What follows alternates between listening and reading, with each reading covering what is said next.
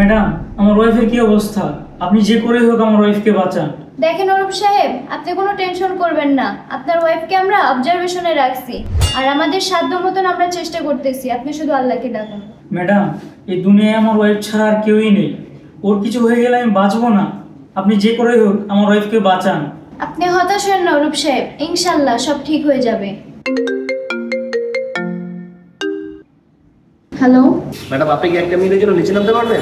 পারভেজ, আমি তো এখনো বাসায় আসি নাই, হসপিটালে আমি। তিশা কালকে কোরবানি, আজকে তুমি বাসায় আসো না এখনো? আজকেও লেট তুমি? পারভেজ, আমার হাতে একজন ক্রিটিক্যাল পেশেন্ট আছে, আসতে একটু লেট হবে। This is too much Tisha.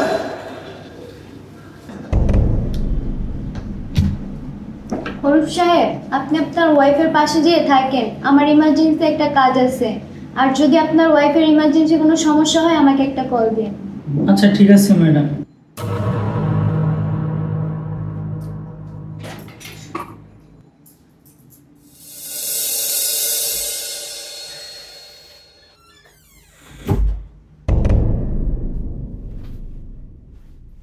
Thank you Parvez, আমার পছন্দের লাল গরু কিনা দেওয়ার জন্য।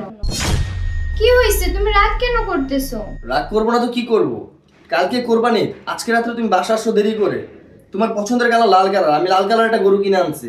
তার বিনিময়ে আমি এক কাপ চা খাওয়ার আশা করতে পারি না? তুমি বসান, তোমার জন্য চা এখনই বানিয়ে নিয়ে আসতেছি। আমি চা খাবো না, চা খাবো না আমি।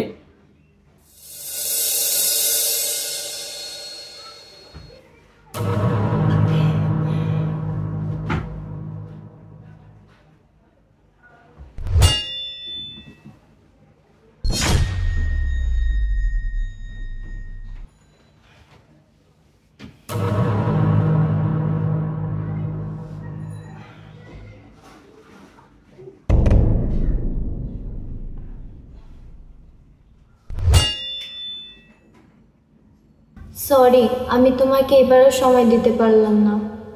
আমি বুঝি আমি তোমার সাথে অনেক অন্যায় করতেছি, কিন্তু জানো পারভেজ, আমাকে প্রতিদিন কত ভয়াবহ আর্তনাদ ও অনুভূতির সম্মুখীন হতে হয় যখন একজন মা আমার সামনে এসে বলে আমার সন্তানকে বাঁচান, একজন স্বামী যখন বলে আমার স্ত্রীকে বাঁচান, একজন স্ত্রী যখন বলে আমার স্বামীকে বাঁচান, সন্তান যখন বলে আমার বাবাকে বাঁচান, আমার মাকে বাঁচান, তখন আমার সর্বোচ্চ চেষ্টা দিয়ে তাদের ডাকে সাড়া দিই। কারণ ওই অসহায় মুখগুলোর মাঝে আমি আমার পরিবারের মুখগুলো দেখতে পাই।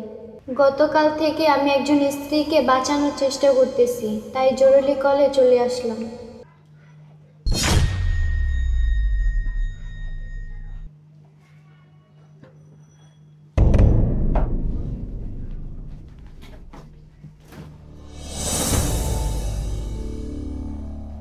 ম্যাডাম।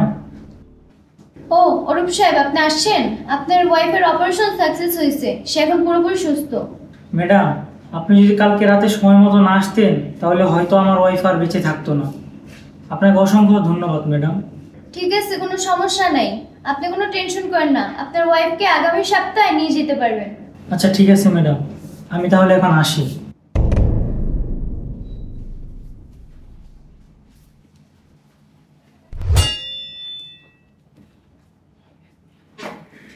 সরি। তুমি সত্যিই টু মাচ। আমি আবার কি করলাম? এই যে দুনিয়ার সব ভালো কাজগুলো তুমি একাই করো।